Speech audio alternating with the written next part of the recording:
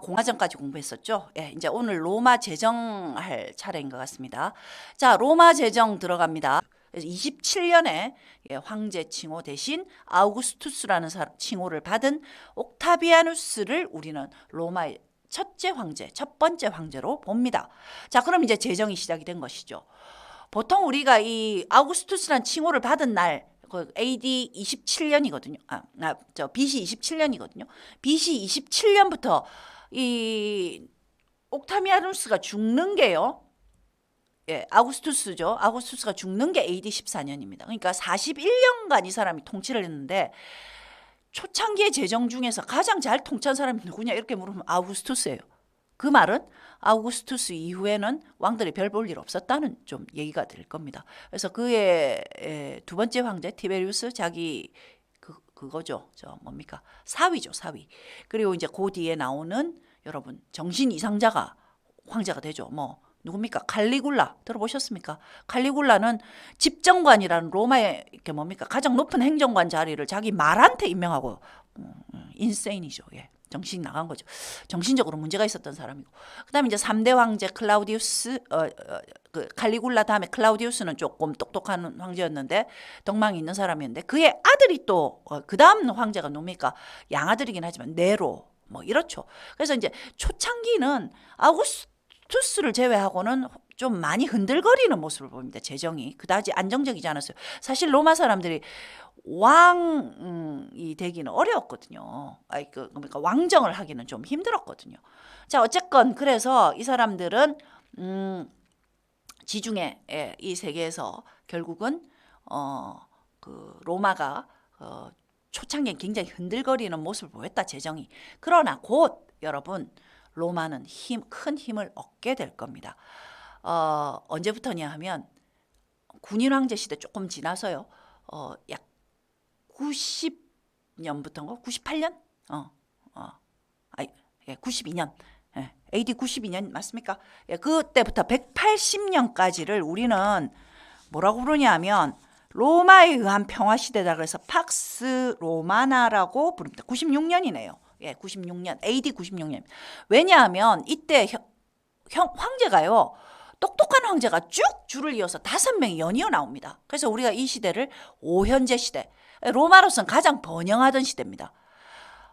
그래서 이제 우리 초창기 좀 흔들거리는 거 빼고 어쨌든 황제가 시작된 AD 시기부터는 180년까지는 로마는 가장 안정기에 들었다.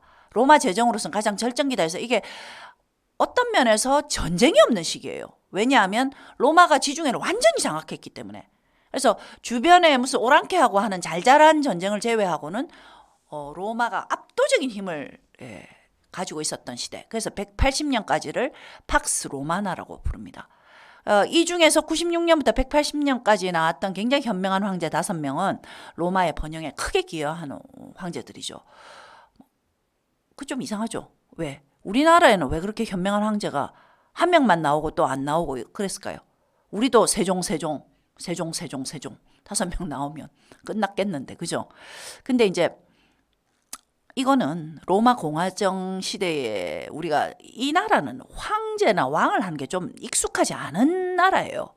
그러다 보니까 혈통에 따라서 왕을 올리기보다는 원로원에서 황제를 추대하는 방식을 썼습니다. 그래서 5명의 현명한 황제가 나온 거예요. 근데 이제 마지막 5현제 중에 5현제 5번째 황제가 마르쿠스 아우렐리우스라는 사람인데 이 사람이 죽으면서 이제 로마가 망조가 됩니다. 여러분 이거 글래디에이터라는 영화가 그때 그 시대를 다룬 건데 그건 좀 많이 역사적 사실과 다른 내용들이 좀 많이 있긴 해요. 자, 어쨌든 그때 그 마르쿠스 아우렐리우스가 죽고 그 뒤를 이은 코모두스가 왕이 되면서 로마는 이제 내리막길을 갑니다. 그래서 그 내리막길은 특히 3세기가 되면 로마는 굉장한 혼란기에 들어가거든요. 정치적으로. 왜냐하면 밖에서 경비서든 군인들이 막 칼 들고 들어와서 중앙에 있는 왕 죽이고 황제 죽이고 지가 황제를 차지하고 그러면 또 안에서 또 독사를 해서 황제를 죽이고 무려 50년간 황제가 26명이 갈리는 굉장히 비극적인 일들이 많이 생기죠.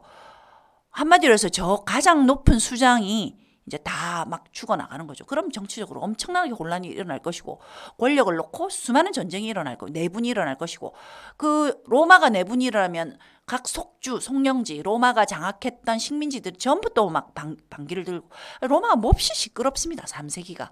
그리고 이제 그 뭐랄까 고난의 시간을 좀 개혁할 수 있는 황제, 힘이 있는 황제가 나온 게 한 280년대에 디오클레아티누스. 자, 그래서 디오클레아티누스 때 행정개혁을 하는데요. 그 디오클레아티누스라는 황제는 로마가 너무 크다. 그래서 이제 로마를 잘라요. 이렇게. 그래서 잘라서 동서로마로 나누는 걸 했고 행정을 동로마의 황제 2명, 서로마의 황제 2명 뭐 이렇게 해요. 동로마는 여러분 당연히 그리스 반도 쪽 오른쪽, 그다음에 이탈리아 쪽부터는 서로마 이렇습니다. 근데 이제 정황제, 부황제, 정황제, 부황제 이래서 4명의 황제가 있는 행정 시스템을 만든 왕이 누구야? 예, 디오클레아티누스예요. 근데 이 사람은 이 사람 때까지는 괜찮았다가 나중엔 결국 내 황제 간에 분란이 일어나거든요. 정치 권력이란 그런 거예요. 1인자가 나올 때까지 싸움하는 겁니다.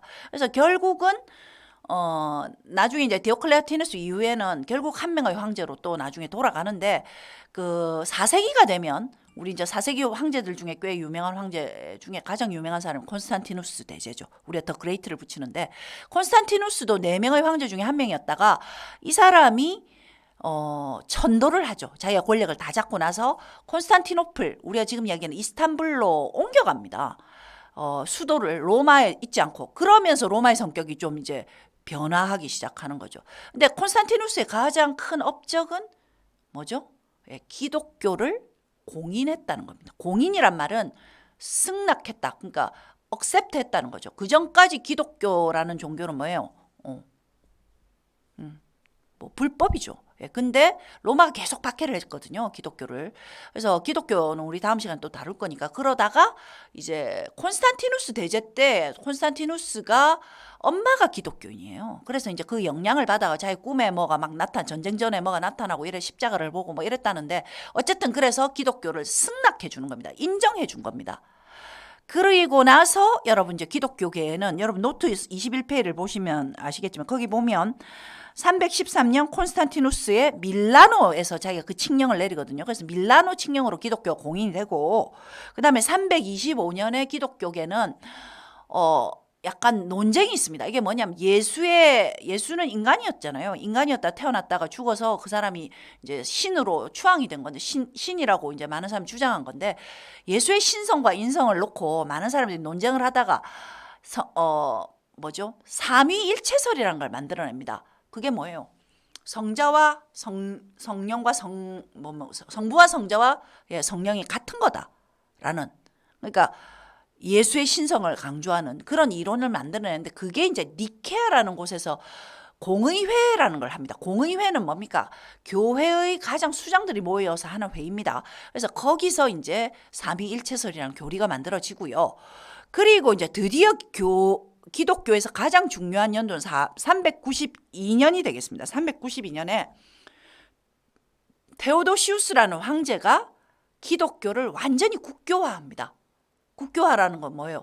로마의 국가 종교화 했다는 얘기입니다. 그래서 이제 로마에는 종교가 기독교밖에 없는 거죠. 불법화되었던 종교가 이제 완전히 합법화돼서 국교가 되는 게 392년. 그래서 전 아우구스투스가 만들어놨던 전 지중해가 결국 뭐 전부 기독교화됐다라고 여러분 얘기할 수 있을 때입니다. 400년 경이 되면. 자, 5세기가 되면 우리 예전에 그리스 할 때 BC 5세기가 굉장히 중요한 연도였잖아요. 여긴 AD 5세기도 굉장히 중요한 연도입니다. 왜냐하면 많은 일들이 일어납니다. AD 5세기가 되면 자, 이게 동서로마가요. 398년입니까? 그때 이제 뭐 5세기 되기 직전에 테오도시우스 황제가 죽어요. 예. 죽으면서 로마를 쪼갭니다. 이제 이건 완전히 공식적으로 쪼갠 겁니다. 행정적으로만 나눈 게 아니고 아예 나라를 2개로 만들어 버렸죠. 그래서 분할 상속을 해버립니다. 자식들한테. 그래서 서쪽 로마는 서로마 제국, 동쪽은 동로마 제국, 이 2개로 로마가 쪼개져 버립니다. 근데 그 다음 쪼개지고 나면 이들의 경로는 완전히 달라지죠. 왜냐하면 동로마는 1453년까지 그 명맥은 유지를 할 겁니다. 동로마 제국이라는 곳이 없어지지 않고 물론 굉장히 쭈그러드는 역사긴 한데 그건 나중에 설명할 겁니다. 유지는 된다. 그러나 서로만 어떻게 되느냐. 5세기가 되면 저 북방에 굉장히 덩치가 좋고 우락부락한 남자들, 게르만족의 침입을 맡아서 몰락할 겁니다. 소로마 황제였던 마지막 소로마 황제가 게르만 용병대장이었던 오도아케르에 의해서 폐위되는 사건을 계기로 우리는 소로마는 끝이 났다. 이렇게 부릅니다. 그러면 소로마는 어떻게 그러면 걔들이 끝났으면 게르만은 어떻게 됐어요? 게르만이 여기다 영역 국가를 막 세울 겁니다. 그래서 아마 지도를 여러분이 보시면 콜로세움이 자 이렇습니다. 여러분 이 지도 보시겠죠?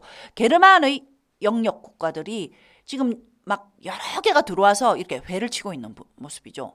근데 동로마는 싹 한 번 들어와서 그냥 나갔거든요. 그 피해가 덜합니다. 그래서 동로마는 여기 나와 있는 빨간색은 1000년을 더 지속되어서 1453년에 오스만 투르크에서 무너질 것이고 노란색 되어 있는 서쪽 로마는 게르만에 의해서 476년에 이미 끝이 나고 여기는 여러 개의 영역 국가로 게르만 국가들이 세워질 것이다 라는 거죠. 자, 여기까지만 여러분 잘 기억하시고 다음 시간에 로마 이후의 역사에 대해서 로마의 후예들에 대해서 쌤이 번호 붙여가면서 설명을 드리겠습니다. 자, 오늘 여기까지 하겠습니다. 수고하셨습니다.